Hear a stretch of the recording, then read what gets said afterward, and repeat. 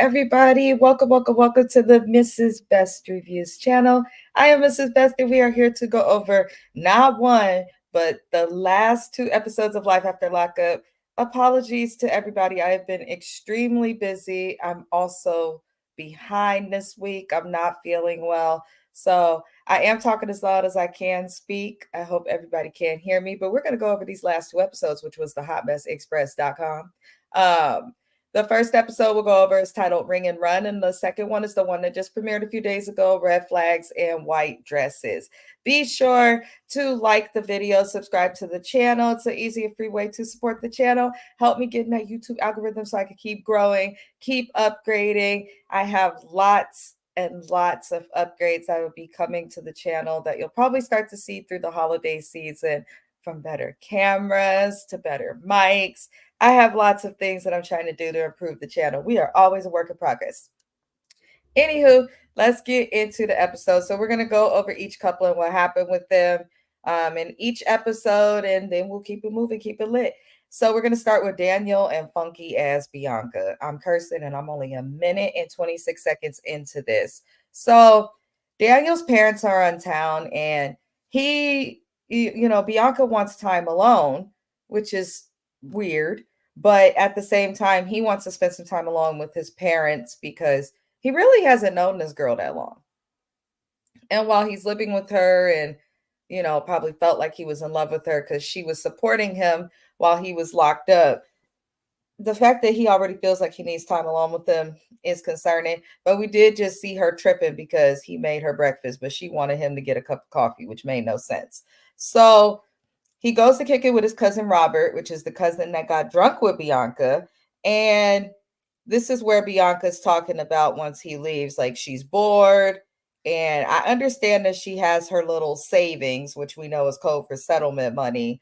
But baby girl, you would be a little less bored and able to make friends and build up people and meet a friend group out in Arizona if you got a job.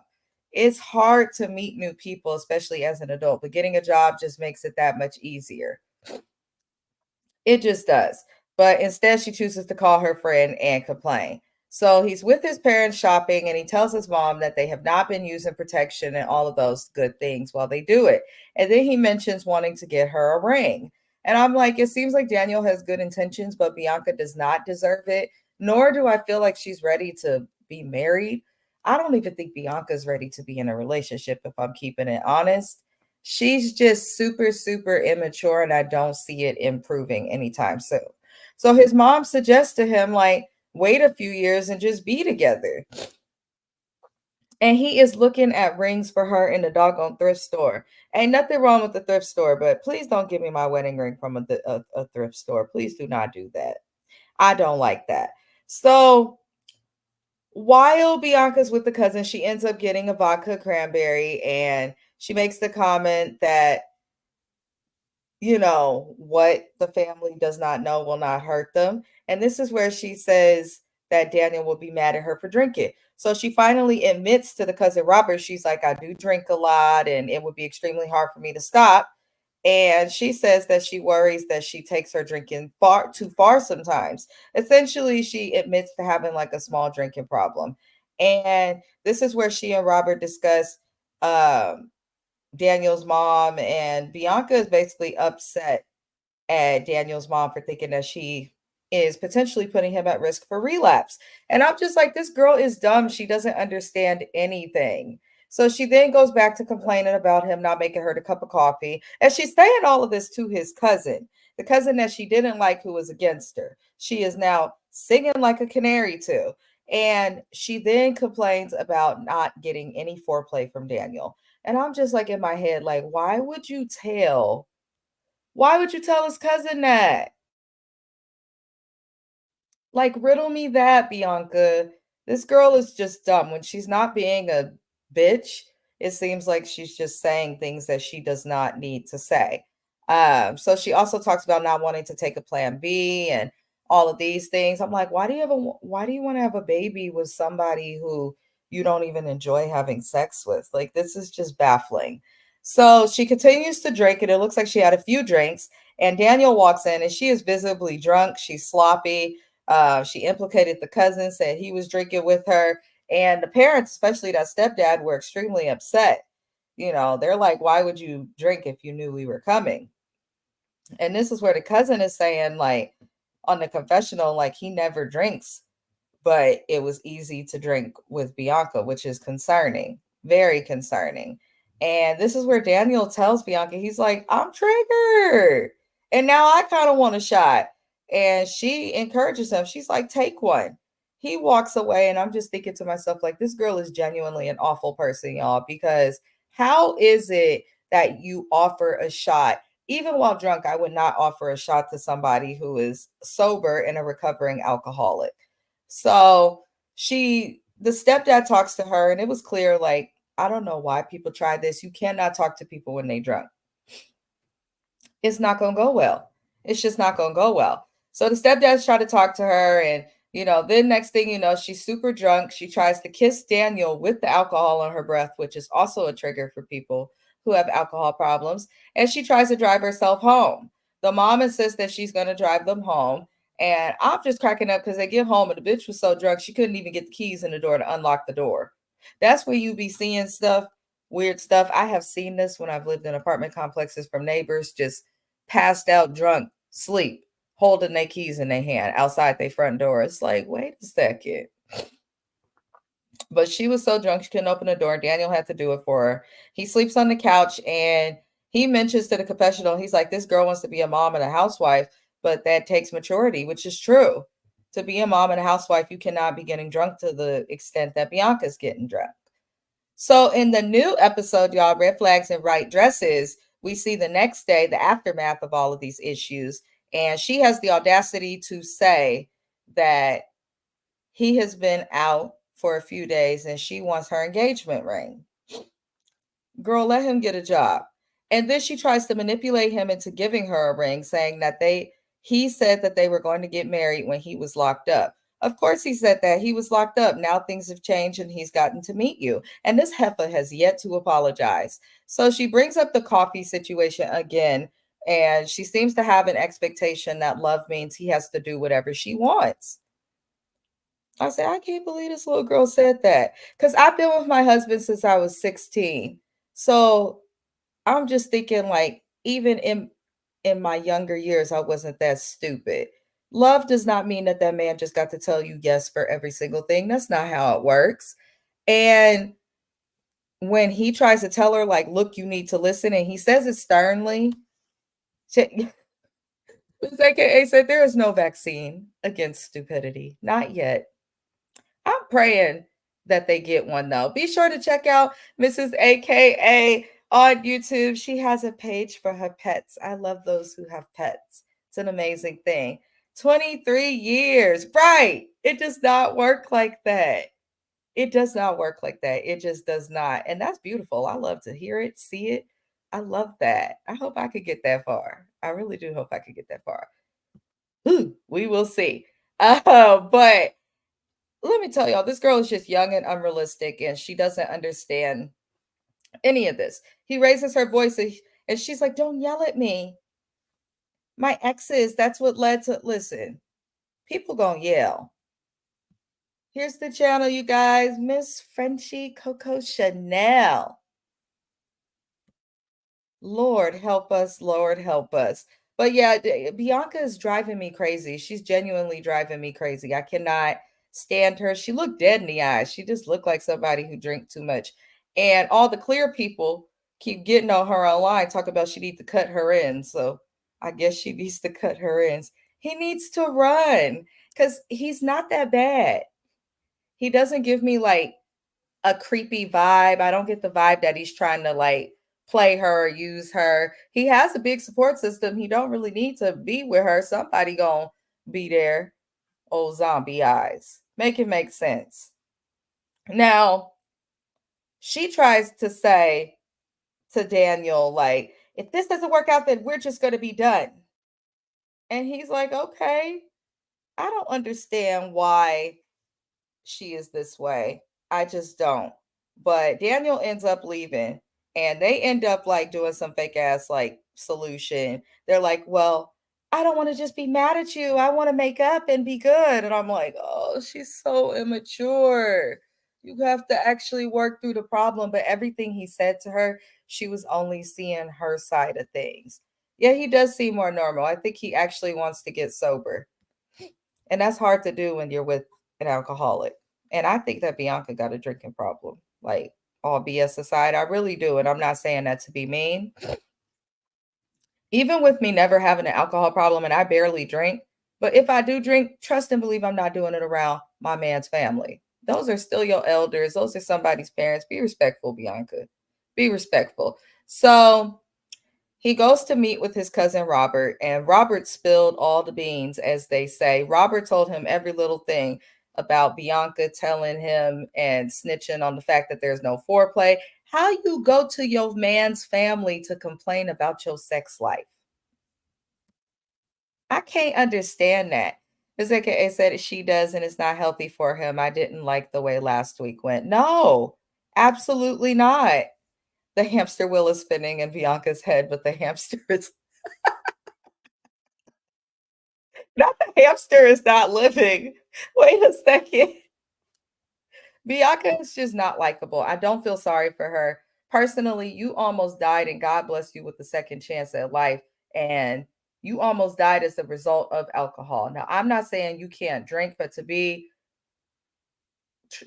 potentially negatively impacting someone who struggles with alcohol to put him in a situation where he could hurt someone the same way you were hurt, it's like Bianca.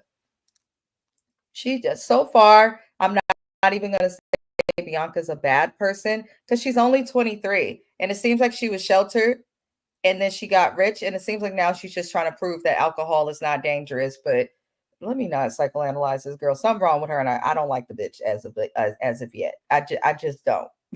I just don't. So this is where Daniel, after hearing his cousin tell him all these things that Bianca talked about with him, Daniel's like he's beginning to see red flags with her, and he apologizes to his cousin for, you know, her complaining about the lack of foreplay. He's like, you shouldn't have to know that. And I'm just like, what? Let me get the comments. She said, ordinarily people live and learn. Bianca just lives. Exactly. I was thinking that, Miss AKA. I was genuinely thinking that watching this episode. I was like, where is a grandparent, an aunt, a mentor? Where is somebody?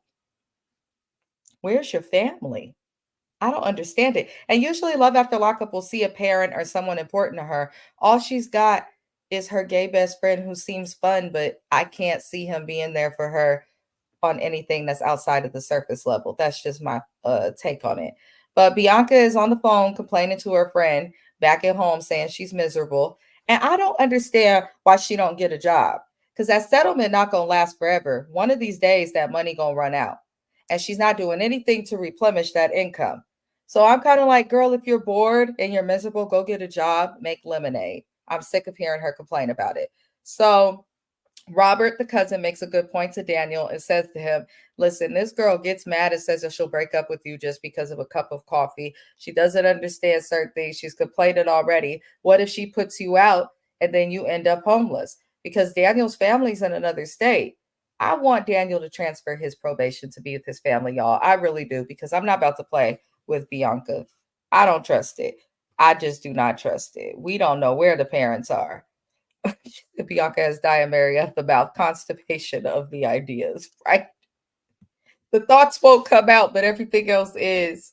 I cannot. Do me a favor, like the video, beautiful people, and happiest of Tuesdays. Honestly, my black ass should be at work as quiet as it's kept, but I overslept. I slept through my alarm. I don't know what the hell's going on. It's hella cold in the Bay Area and I'm losing my voice. So I'm like, I'm just trying to get through. I'm just trying to get through, y'all. But we got to move on to Justine and Michael, Dumb and Dumber.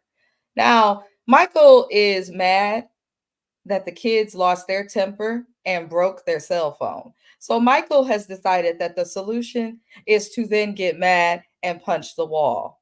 I said, now that's where they get it from. Everybody in the house just breaking things. Now, Michael claims that he hit the wall because things are not as easy as he would like them to be. I don't understand how they qualify for the house. Because remember on Love During Lockup and Love After Lockup, it was, oh, we're gonna buy a house in Vegas, it's cheaper. But I'm like, how y'all qualify for the house when she ain't had no job and he ain't had no real income? Because I know he wasn't making no money from that sneaker and shoe company and the music. Because his manager's in prison and the shoe company, I guarantee that ain't making no money. Let me see. She said, I cannot stand up dressing like it's corny. Me and my husband be lucky to leave a house in an outfit that's not active wear. I mean, I can't. I cannot. The matching, that's when I know a couple is new. I'm like, look at y'all matching. Unless it's an anniversary or something, you don't really see established couples doing that. There's still affection, but I ain't got time to be matching, looking like Mickey and Minnie. I don't have that kind of time.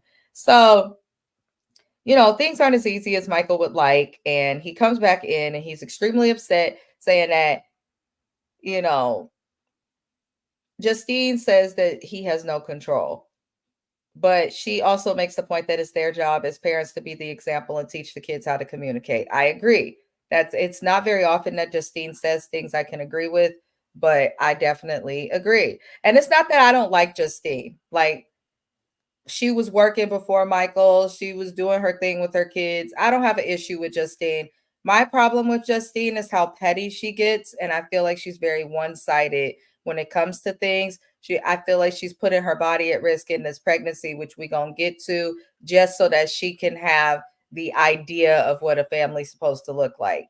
And I'm really annoyed with her, but I don't dislike her. I don't think she's a bad parent. She's just a little dingy sometimes, if that makes sense. But she made sense in that situation and what she was saying to Michael. So, what I did notice is when it comes down to the issue of the kids, Michael's son got at Justine's son, Santana, because Santana was talking shit and comparing his mama to Michael's baby mamas, which is the mom of Michael Jr., the son that got at him. So Santana went and was throwing stones and then tried to hide his hand. And Justine is, well, you don't understand. My son has autism. No, baby girl. And I used to be a behavior technician working with children with autism. Everybody degrees in psychology. I'm very familiar with it. This is not an excuse or a symptom of autism, the bullying. Like, there are many different ways, but especially with her child being high functioning at that age, listen, he has to understand that autistic or not, Justine's not always going to be around. And people aren't just going to accept being bullied and having their mamas talked about because you're autistic. That little boy knew what he was doing. He was trying to talk crap, and Michael's son ended up handing him his ass. And then he gets mad and he breaks the phone. That could have been because he's autistic, but it's like her son was wrong. So it seems like she's unwilling to acknowledge that her child is wrong and that she needs to talk to her child about being respectful to Michael's exes because they are the mother of her kids' new siblings. But instead, she wants to talk to Michael. And I'm just like, girl, you got to hold your kid accountable. You just do. You just do, Justine. She might be one of those parents that feels like, oh, my son is developmentally delayed in some way. So, I can't get mad at him for this, or no, like, you cannot do that, Justine. So she goes to meet with her daughter, Kylie, who is going to UNLV. Congratulations to her. Great school. I have friends that went there. And she's mentioning the high risk pregnancy to her daughter. And Justine now doesn't think that Michael is able to understand her son's brain and how to deal with the child who's autistic. And she essentially wants her daughter, Kylie, to take care of her brothers, aka the kids that Justine has.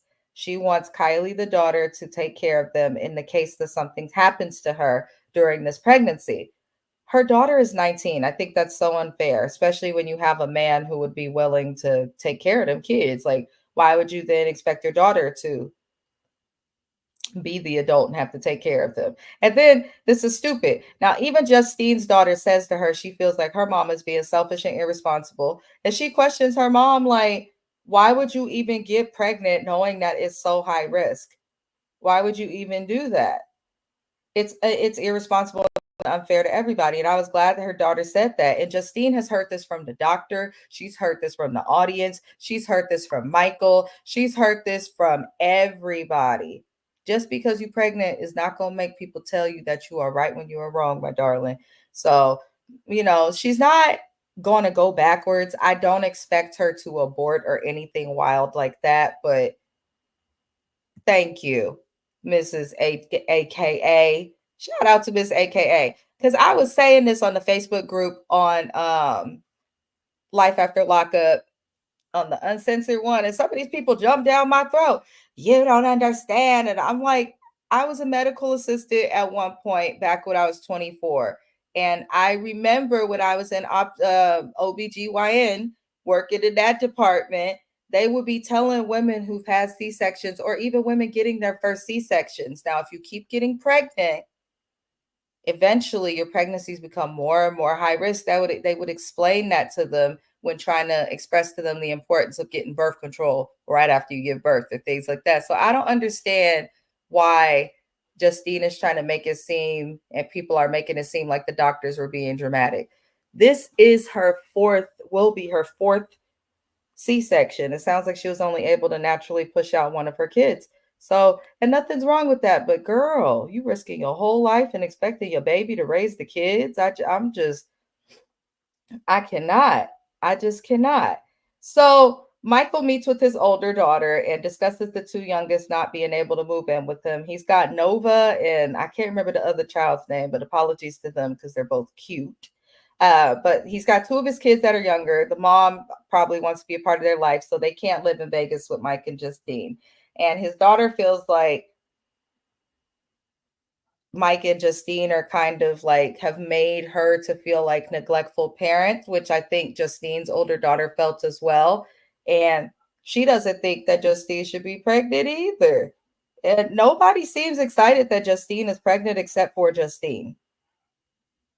So that's how I know she must have trapped this man, but he loved his wife, so he's just like, okay, whatever, I'll deal with it. He already got to try the kids. He probably said, what's one more? But now that one more has become high risk. And I can't. I just cannot with them.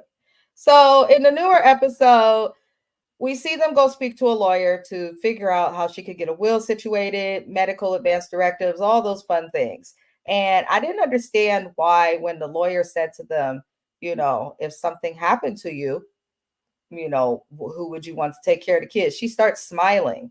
Like I'm telling you, Justine is very immature and just likes the idea of a man loving her so much that he would get upset. Like that's how she be acted. Homegirl be straight up tripping, in my opinion. So she does, so she kind of, sort of, but not really wants a do not resuscitate, aka DNR order. She says she wants people to do everything they can to save her life, but she does not want to continue living if she has no quality of life, which I kind of agree with.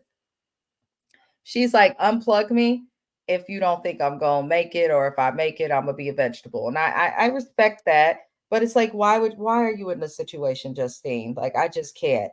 So she goes against her daughter's wishes and Mike's wishes, and she tells the lawyer that she wants her daughter Kylie to be in charge of her sons who are minors in case something happens to her. She then also explains to the lawyer that her son is autistic and he needs people to talk to him in a special type of way.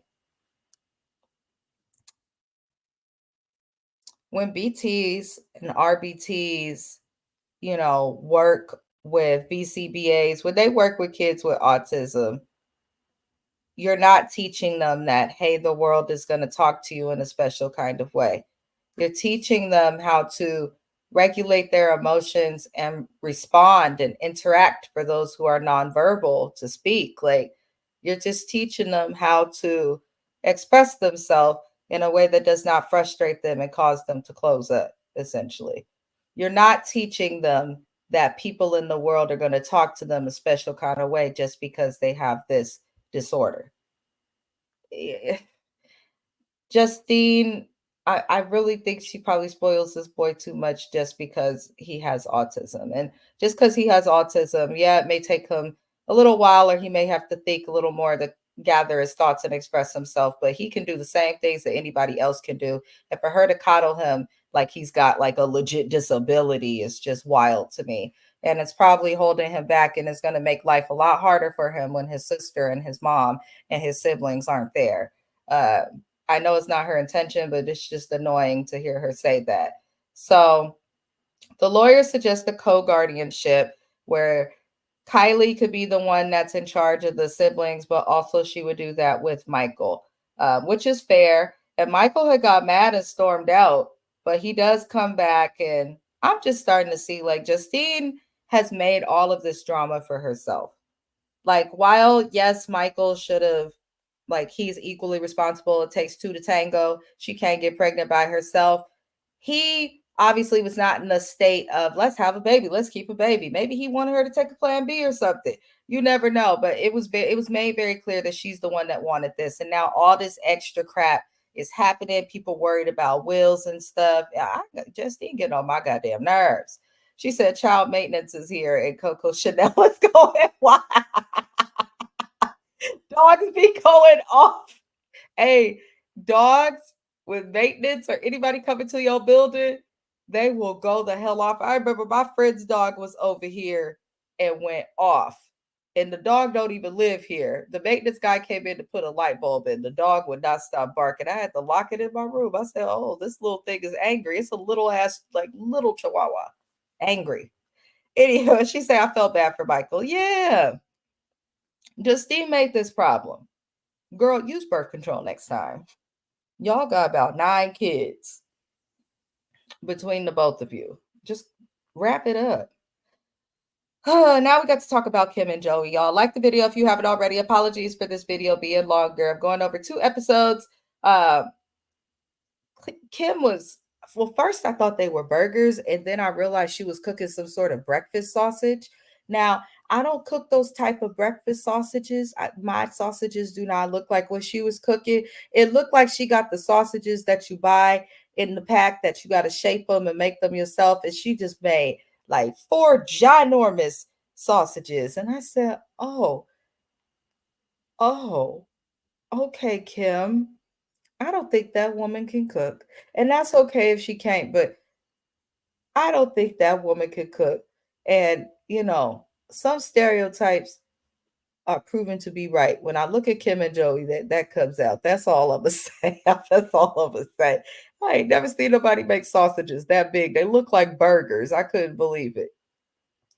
Now they are still waiting on the paternity test because Joey seems to think one of Kim's kids could be his kid, and I don't think he is. But the fact that Kim doesn't know and she's still married, I'm just so bothered by her.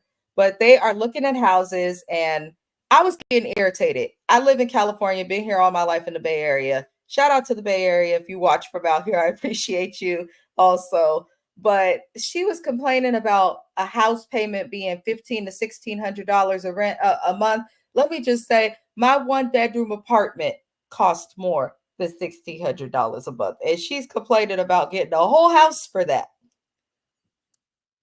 My brain was just like, oh, like I love California, y'all, but it's unreasonably expensive. It really is, and I'm sick of it.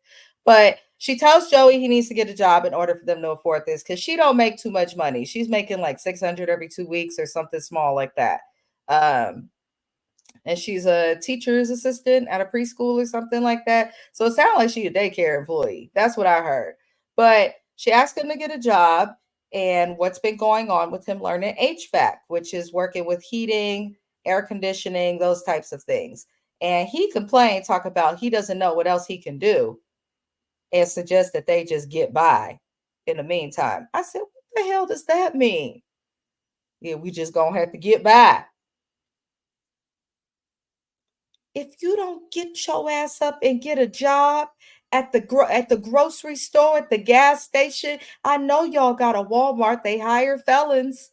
Ain't no shame in working at Walmart, okay? No shame. They're employed and paid every 2 weeks. That's what they got. That's more than you. He seems really comfortable living off of Kim's account.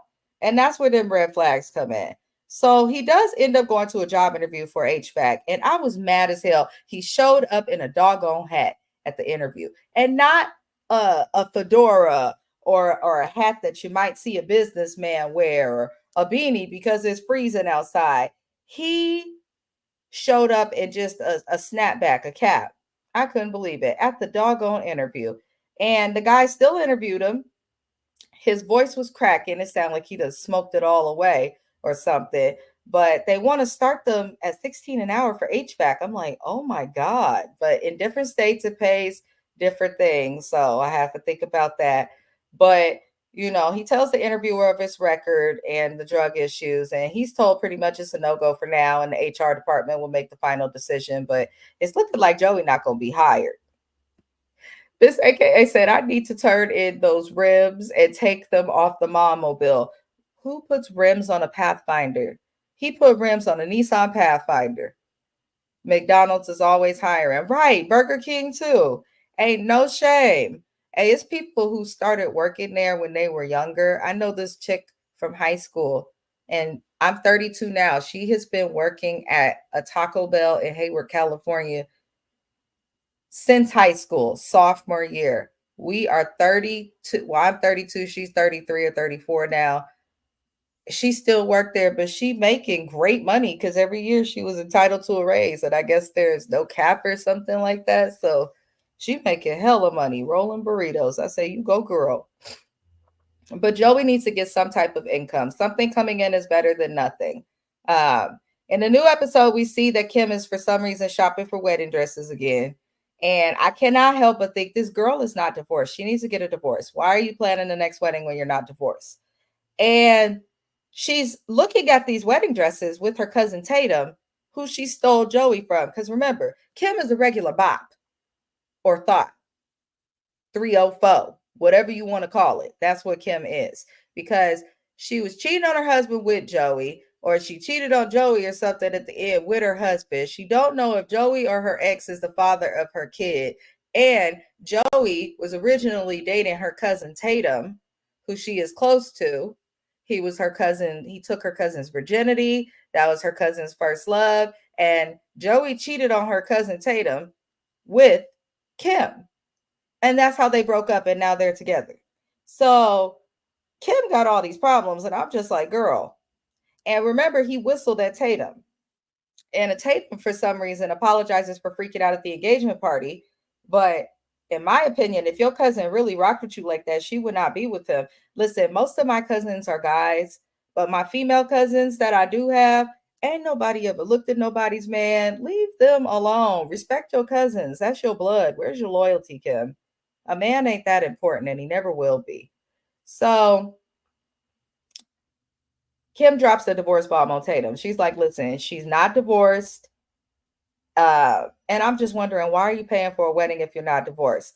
And we learned that Kim is not smart, y'all. She said she did not realize how long a divorce takes.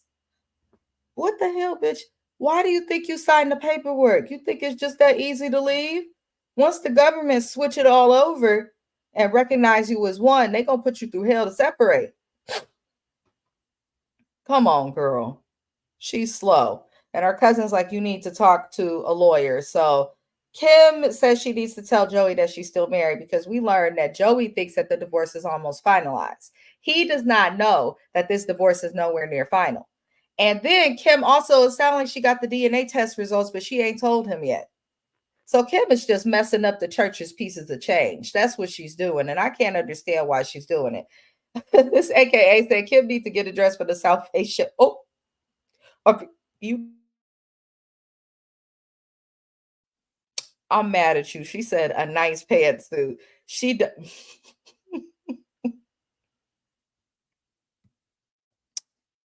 she gonna keep cooking them big ass sausages, and Joey gonna end up like her. That's all I'm saying. That's all that we got from Kim and Joey in this episode, y'all. Why are they on Love After Lockup? We just met them. We just met them. How are they on Life After Lockup? Didn't we just now meet them at Love After Lockup, and it took a while for him to even get out? I'm just over it. Now we got to talk about Melissa and her nose and Louie. Now, he's shopping for rings with his close friends. He has 12,000, but it's not enough for 2 carats. Melissa needs to look in the mirror and realize that no shade. Shade actually. She don't deserve them carats. And I'm not talking about just based on her looks, her attitude, and she's nasty inside and out. That's just my opinion. Now, The jewelry man basically explains that the ring that Melissa would want to have that many carats, Louis would need a minimum of 25,000. He ain't got it. So the jeweler gives him a deal on a different ring, and Louis spends 18,000 for Melissa on this ring. And I'm proud of him for even being able to do that so soon. And I hope that it works out in his favor. So, uh-oh. She said Melissa is good enough for a lab diamond. Lab diamonds are just the same. It's just the resale value may be different. Yeah, I don't honestly, the ring is supposed to represent like the love not ending, like the circle of the ring or something. They had explained it when I got married. That's a damn shame I don't remember. But listen, y'all, I can't remember everything, but somehow it has become about the diamond and the jewelry, and I don't see the difference in a lab diamond from a regular diamond. I'd just be happy to get a diamond, but I'm also just happy to go to a restaurant and eat. Like, I'm very simple. I know for some women that really does matter, but be realistic. Stop picking men that you know can't afford $25,000 rings and then expecting to get that when you get married. If my man come up with $25,000, I do not want him to spend it on a ring. I want to use it as a down payment on a house or something, a business loan. Oh, yes. You upgraded for your 20th. I'm thinking of, well, my spouse is thinking of upgrading our ring for our 15th, which is soon. So I'm like, I could get into that. It seems as time goes on, he's just like every 5 years we could upgrade it. Like I said, ain't nothing wrong with upgrading the ring. Oh, yes, yes. 3.5, making Melissa and her nose weep. I love it. I love it. I love it. I know that's got to be beautiful. That's got to be beautiful. But I feel like once you make it past 5 years, then start buying the expensive rings. Because what if you don't make it? Hell. But she wants a ring. Louis spends 18K, gets her the ring, and we see him ask her dad for marriage. And Melissa makes a quick comment that like her dad's not well. And I remember seeing her dad on Love during lockup. He had a lot more spunk. He looks sick, and I'm hoping her dad is okay. And prayers to him. It's the sisters I don't like, but the dad, I do like him. Yeah, I hope he's okay. He was noticeably thinner and, you know, but Melissa explains some of her relationship history, how she sabotages relationships by being a bitch, which I can believe because she kind of treats Louis like crap. Um, he just looked older and thinner, her dad. But Louis comes in and respectfully meets the family. But it seems the sister and Melissa are bothered by Louis being there, which was very strange. They just kind of had an attitude. But they step out, and this is where Louis asks the dad permission to marry Melissa, which the dad does end up approving it. And he also acknowledges the good work that Louis has done, the improvements, the fact that he's been able to hold a job. Like, Louis has done a lot of good, and I think it's nice that her dad acknowledged that. Um, but the dad don't realize that his daughter's the problem, or he knows it and he ain't got the time to say anything. I don't remember where Melissa's mom is. I don't know if she passed on or what that is, but I just noticed we haven't seen her. But Melissa gets on my nerves. I might have forgot what happened with the mom. So we then move it on along. And she said them evil sisters, the episode showed how she sabotages in her relationship. Exactly. Exactly. I'm proud of Louis too, because he's done a lot of good and I didn't trust him. Like when they were on Love during lockup, Miss AKA, I did not trust Louis, especially with how obsessed she seemed over him from the high school thing. He came out and it seems like he really appreciates what she's done for him. But I feel like he sometimes accepts stuff from Melissa because he appreciates how much she was there for him in prison. I personally want him to leave her. That's just my opinion. But if he stays with her, I hope she treats him right. I do. She said until I found out Jennifer has what? Jennifer Williams from Basketball Wives? Her husband scammed him? Wow. Wow. That's a big one. I recap Basketball Wives. We've talked about Jennifer Williams also on James's channel, Watch Your Mouth Reviews. He does unpopular opinions. And update videos where we'll sometimes discuss like pop culture. And Jennifer Williams has been scammed more times than I change draws, and I change draws often. So I just poor Louis. He does seem kind of gullible, but again, he was in prison for drugs, not active crime. Yes, send me the links, child. Hey, Shayna. Hello, sunshine. Be sure to check out Shayna's channel. Be sure to pay attention to the Cash App on the screen because YouTube has lost their mind when it comes to her. I just adore Shayna. I love seeing other Black women thrive. That's the best part of YouTube, getting to meet and connect with all different types of successful, fabulous women. Welcome in, welcome in. Anyway, I got sidetracked, but Melissa is in the bathtub and she's looking angry, washing. Who's angry in the tub? I'd be happy as hell in the tub, but that's just me. Louis comes in with pizza. She is.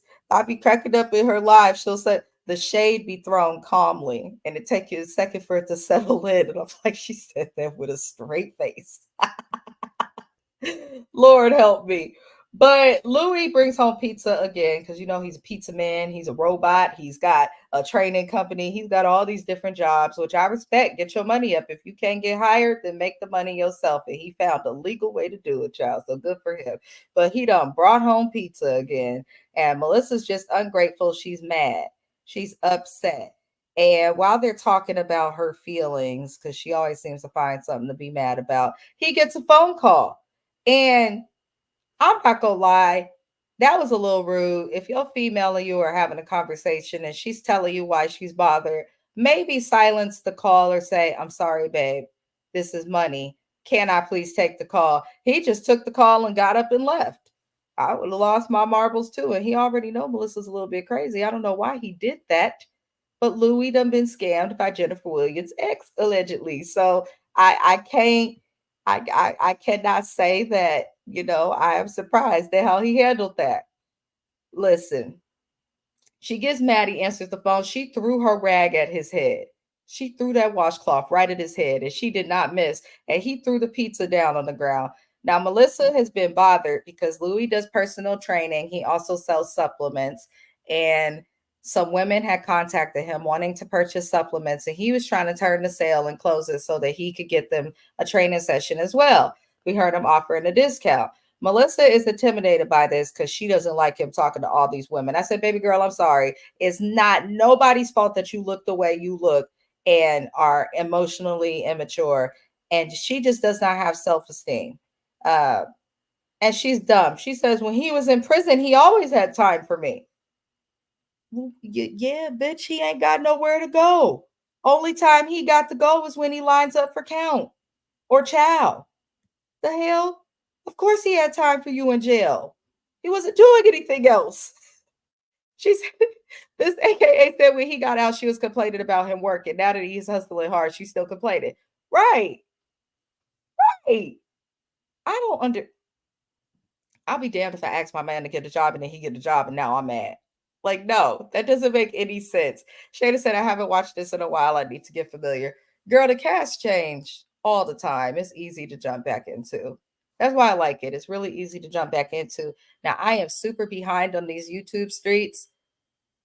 Super behind. But I promise y'all next week I will be on time for Love After Lockup. I promise I will recap it on time. Hell. Hot Mess Express. That is the truth.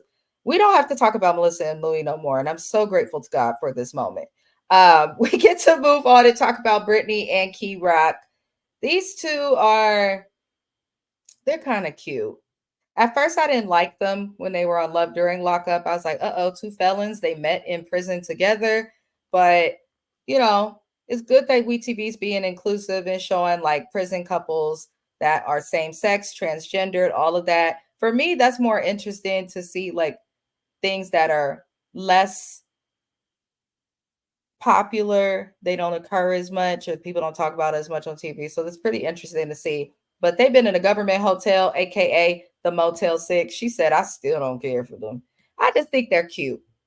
Like, they're very cute. You can tell they're extremely young and they're trying to be adults and trying to figure it out. I don't know. They're just like cute. Kind of like if I was watching like an episode of like Beverly Hills 90210 or like the Gilmore Girls or Saved by the Bell. Like they want to be adults, but they're just so cute to me. But they've been in a government motel, which is Motel 6, for 30 days. They say they sit in ducks with restrictions and they're appealing the decision, but the decision may still be denied again. Karak was entirely released from probation, so he's not on probation anywhere and he can go to Texas. He can go wherever the hell he wants that'll take him. But Brittany is the one who's having the issue and she cannot have her probation end, and her probation is not up until she pays $10,000 and a restitution, or she has to wait all the way until 2030.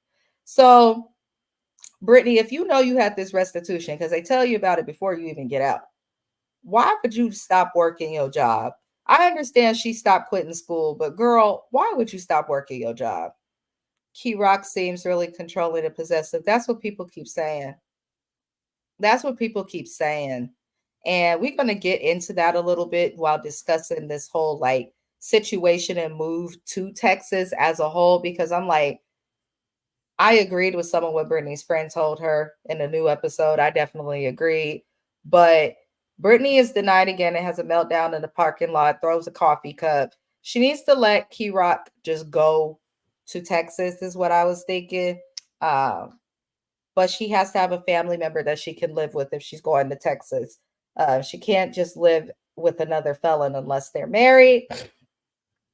And yes, Texas does acknowledge gay marriage as of 2015 because I did look it up. Now, they left the hotel and they're now living with his mentor, Coffee, and they have a big ass air mattress and look like Coffee's house is pretty like cluttered and all of this stuff, but it's wild to be homeless driving a Benz. Makes no sense. So they're living off of his savings. She says now they have diarrhea of the mouth, constipation of the eye. Constipation of the eye. You need to put that on a shirt. For real. Put that on a shirt. Put some on the front, some on the back. Get your money up. Make it a shirt. I'd buy it. I really would, because that's the funniest thing ever. Diarrhea of the mouth and constipation of the ideas. Key Rock is still thinking like a criminal. Yeah, he does move that way. He does move that way. I will say that. But I get the feeling his crimes are less intense than Britney's.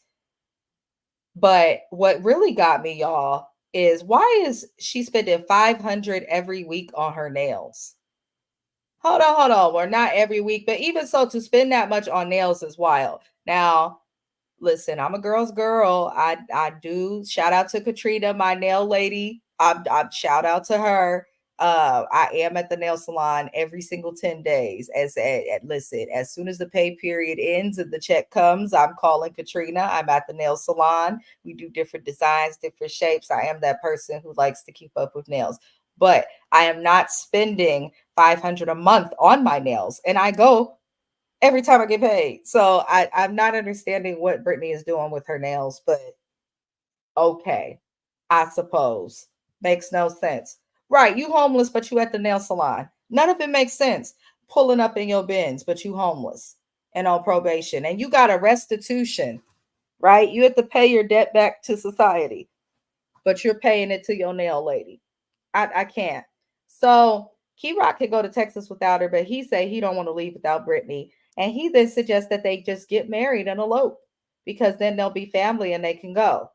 Now, Brittany's crime had to have been super, super worse than Key Rock's if he was able to get off probation before her, but he was in jail before her. I don't understand that. I'm like, maybe he did more of his time, so he's able to just get free. I don't understand it, but she is rushing to find a wedding dress. Why are you rushing to find a wedding dress if you're eloping? Just freaking elope. Just elope. I eloped. I didn't want a wedding. I've never been in the weddings. My husband and some of my family wants me to do one, so I might do one for the 20th year. But when I eloped, I must have wore just some regular slacks because I believe I left work to do it and a shirt. Don't make no sense. Key Rock is worse if I find his crimes. Ooh. Then how was he able to get off of probation? He had to have done more time. We got married in Vegas and everybody was able to view it online. That's hella smart. That's hella smart. I was actually considering for when we do the little vow renewal at the 20th year, like maybe do it in Vegas just because it's a close point.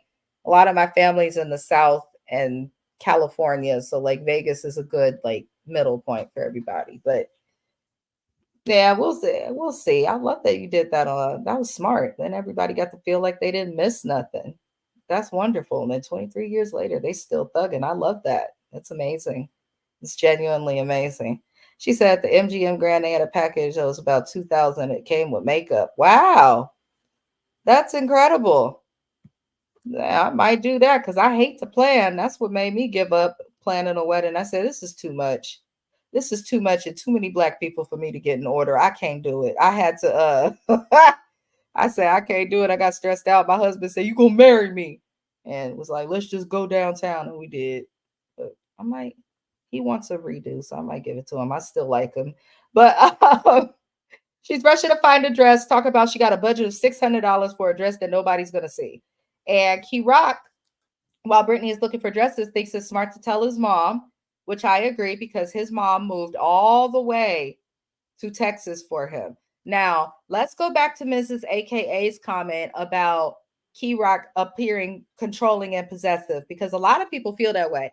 And the fact that he was able to get his entire family to go where he wanted them to go, and while he was in jail, he was able to have his girl get out and parole to his family's house. He does seem to control every little bit of her life. I didn't like how she dropped out of school just to be with him. I do think he cares about her, but I do think he's too fixated on what it means to be a man that he's kind of overdoing it. But I don't like what he has going on. She said another person that needs to wear a pantsuit or a resale dress. Right. $600, but you got restitution. You could drop that restitution, like make an extra payment, a good faith payment or something to show like you want to get out of there. Come on. I don't understand. She said, agree with that assessment, Doctor. Lord. It's very strange, like how Key Rock operates. And the most manipulative and the most controlling and violent people that I've seen working in mental health are usually the ones like that appear to sometimes be the most supportive or understanding. Like Key Rock has a really calm and smooth way of getting away with certain stuff about him. And I do be looking at him with a side eye, but they're still kind of cute. But Brittany's voice gets on my nerves. That's a side note. But she goes to try on these dresses with her friend. I can't remember her friend name, but her friend always keeps it real with her, and that's what a friend's supposed to do. And her friend is like, okay, Brittany, I understand that you're doing all this for Key Rock. And you could tell he's controlling because when your friends start to feel concerns or feel like you being in a relationship means that not just seeing less of you, but your decision making has changed in an unhealthy way, which her friend kept saying. I believe her name was Shayla. It's like, okay, that's a telltale sign that something's going on. Right. Her friend has lots of common sense, and that's not something we're all blessed with. But her friend suggests to Brittany, you need to call your PO to see if this stunt will even work before you just, risk getting married without your abuelita seeing and his mom would want to be there. Like, call. So Brittany calls, and the PO does not recommend that she get married before going to Texas because the state of Texas could view that as fraud. And she's like, how is that fraud if we're engaged? But you're speeding up the process only because you want to move to Texas. And so that is technically some sort of fraud. But we know in real time they was able to get to Texas. She just got there too because they just filmed it. They just filmed it. They just posted themselves on Instagram showing that they made it to Texas. So I was like, okay, all right, you heifers made it. Good for you. So we got two more couples, and second to last is Zaria and Troy. Zaria and her skincare. Let me tell y'all. I got skin that's not always the greatest.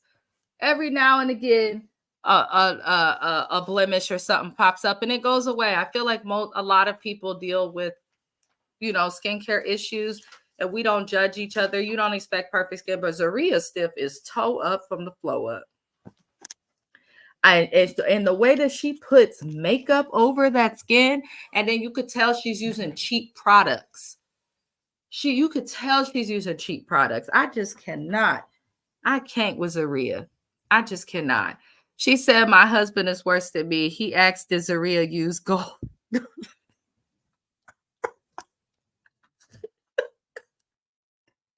No, Miss AKA. I encourage everybody out there, if you got a husband, a brother, a man in your life that you cool with, turn on your reality shows when they are around because the commentary be so funny.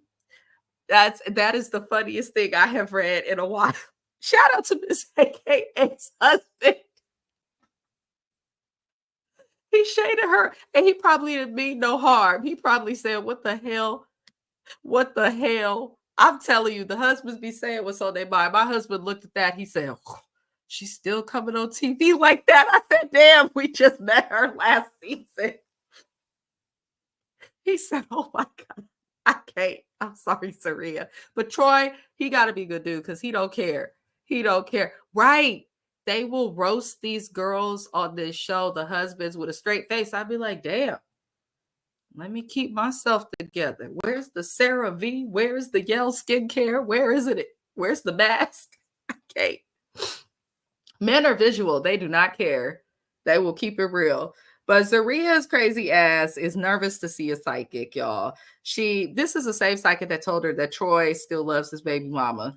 Now, if you grew up in the church and you were supposedly the child of pastors, but we know in real time these are not Zaria's real parents. They took her in after her ex, the father of her child, got her hooked on the needle, which is a part of why they say her skin is tore up because she was on hella drugs.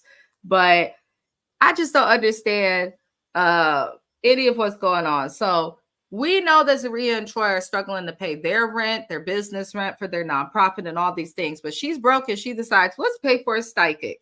So she asked the psychic about her nonprofit issues and she's told negative things. And Troy is extremely annoyed with the psychic. He's not really into it. The psychic also tells them of a negative person, potentially an ex that could pop up. And this is where Zaria just up and leaves the session and thinks that Troy is cheating on her.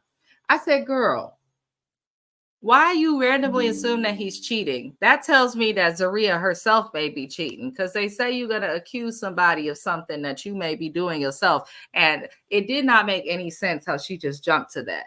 The psychic didn't even compare it to nothing. She says she gives me, I suck on lead lollipops. Ooh, I'm trying to behave. The comments be sending me. I am trying to behave. But she does. Something is wrong with Zaria. She just seems off. She's just stormed out, thinks he's cheating, all this crazy stuff. You know what I think, Miss AKA? I really think y'all, Zaria and Troy are in a state where, from what I've seen online, shout out to According to Amber, a YouTuber who talks about this cast a lot, they are creating a business to now sell THC gummies, Delta 9. When I was in Hawaii, I accidentally tried Delta 9 because I thought it was just regular devil's lettuce like we got here in California. Just regular, you know? That stuff had me toe up. I told my husband, take me back to the room and had him help me get there. That stuff tore you up. I feel like they be smoking hell of those like man planted strains of weed that are like genetically made in the lab to be 10 times stronger. Something is wrong with them. She said, I'm a very avid smoker. I would not get anything for them. Right. I smoke every single day and it's legal in my state. I have to say that on YouTube. And if you're a child and you're under the age of 18, don't smoke. You didn't get that shit from Mrs. Best. Don't do that. But I smoke every day also. I'm a true California girl. Okay. Keeps me calm. And I would not recommend smoking as much as Troy and Zaria smoke or smoking before meetings. Troy smoked before he went to his work shift. I said, oh, Lord. But he said he ain't cheating. He's not talking to other women. Production shows that he's on the phone a lot, but it doesn't look like he's on the phone talking to other women. It doesn't seem like Troy has done anything. Zaria's the one who's actually cheated, and I think she might have done something, and that's why she keep accusing him, hoping that she could get him and then ease in. Like, well, it's okay because I did this too. They're just weird. So they go back in, and the psychic then clarifies that she does not think Troy is cheating. And I'm like, interesting. If Troy is not cheating, then who's this negative person and where they coming from? So they go to her parents' house for dinner afterward. I was cracking up because the internet said, what was that they cooked? But Troy was tearing up that food. And the parents seem like good people, but we learned about Zaria's nonprofit that they need 50 kids to help in order to get funding. So companies, I work for a nonprofit right now as a social worker, and a lot of companies, when it comes to funding, they want to see that you are actually doing the work to know that they're actually paying for something. You know, it's still all a business, even when it comes down to donations and funding. Zesty Stan from Martin. Why was he does look like the guy from Martin. And he used to be on Martin wearing them dashiki. I cannot. He looks just like him. He looks just like him, y'all. Zaria's dad genuinely did look like him. Go Google that, y'all. You will see what I'm talking about. But they discuss her seeing the psychic, and her parents are preachers, so they looking at her like, we don't believe in that too much. But they try to offer advice to Zaria and Troy, and they don't listen. They think the psychic is right and that there's a dark energy. Zaria, you are the dark energy. I don't think Zaria understood that, but you are definitely the dark energy. Troy's been chilling. I never see you accusing this man of cheating when you go crazy and piss him off and force him to have to kiss and look at that skin. He goes on a walk for 6 miles instead of knocking you upside your head, cussing you out, or cheating on you. I would have been ran back to Yana if I was him. I would have been ran back. I said what I said. I would have done it. I'm sorry, y'all. Because Zaria's a lot. It's like a piece of me wanted to like her, but based on that ponytail and her skincare regimen, I knew that I would not be able to mess with Zaria. I really didn't know. I knew because she's just a mess. So last couple we're going to talk about is Teeny and Rob. She got the her mother-in-law with the 1-2-1-2 that took off on her. I said, girl, I don't know. I wouldn't hit my mother-in-law. If she's hitting me or something, I would restrain her, but I wouldn't hit my mother-in-law. That's so mean. Like, that's still your elder. Have some damn respect. Have some damn respect. She said, I'm gonna start calling them the Green Mile. Oh God. Zaria's parents were funky. The mom is like Erica Badu in 40 years, and the dad is like Stanford Martin. I'm sorry. Now I can't unsee it. I just cannot unsee it now. I can't. He said he gotta be high to deal with her. You're probably right. You're probably right. That's probably how he getting through. He like, I ain't got nowhere else to go, so I gotta make this work. I guarantee it. Zaria and Troy are strange. I don't think her son actually lives with her. That's just the comment. Nothing's wrong with it, but I don't think he lives with her. Ain't no way. The way she act that boy lived with her. Now, Teeny and Rob. Rob is working. He got a job with a friend working on trucks, and looks like he has a goal to get a CDL so he could drive trucks. That's smart to do. That's a good career for people with records or past. Now we see Teeny bringing him lunch. And I was thinking when she brought him lunch, I want you to get a job, sis. You the one with kids. Really, he could only be responsible for himself and his female, but now he got 2 other people to worry about. And he ain't got to do that. She said Molly walked her. My mother-in-law, Lord rest her soul, she was my best friend. We even worked together. I got along really well with my mother-in-law. Honestly, the bulk of my relationship, I've only had an issue with her once, and that was when I first met her. And I think it was just weird for her to see her kid attached to someone like that because he hadn't done that yet. But we had a really good relationship. Unfortunately, she had a stroke recently, and so now cognitively she's not as there. But before that, amazing, absolutely amazing. But we just glad she's okay. But yeah, God bless the mother-in-laws, because without them, we wouldn't have these men. And if you like your man, then that's a good thing, right? I will give her that. She raised my husband right, because he at least has some type of sense most of the time. But she brings Rob lunch, and Rob is already thinking about fast money to keep up with her lifestyle. And she seemed really upset when he was like, Teeny, I'm doing the best I can, but you're going to have to get a job, And I'm glad that I'm really glad that she agreed to get the job because he's doing the right thing. He's working. Like a lot of people, not just men, a lot of people, once they fall out the job, they get comfortable not working. He is working at FedEx now, too. I did see that. And FedEx pays weekly. So he got money coming in every week and they pay well. So good for him. Is definitely somewhere he could build a career. He came out and he's doing what he's supposed to do. Teeny, you're a single mom with 2 kids. I don't understand how she could ever get with Rob while he's locked up and allow somebody in jail to provide for her and her kids. If I was Teeny, would still be letting him buy my stuff, but I would have a job, anyway. Like, because don't you want to be that example for your babies? Like, I don't understand it. She said, we worked at Murray's, the grease in the orange can. Oh, she said, I use Murray's. This is one of the few edge controls that work for me because my hair, y'all, is truly the hair of an African. I will say a prayer for your mother-in-law. Oh, thank you. She's better now. She's in, I think, assisted living or something like that. So she's doing good. So everything is fine. She watches YouTube, so she will probably see this and appreciate you because she does watch my channel. So that's good. Shout out to you, Kathy. Keeping it moving. The girl essentially talks about and uses the excuse of formerly being a single mom. And I'm like, girl, come on. But she says she could get a job in about, 2 weeks. And they agreed that she will call him before making purchases, right? So she tells Rob about the water park season passes that she bought in a previous episode. She spent $250 on some season passes for a water park.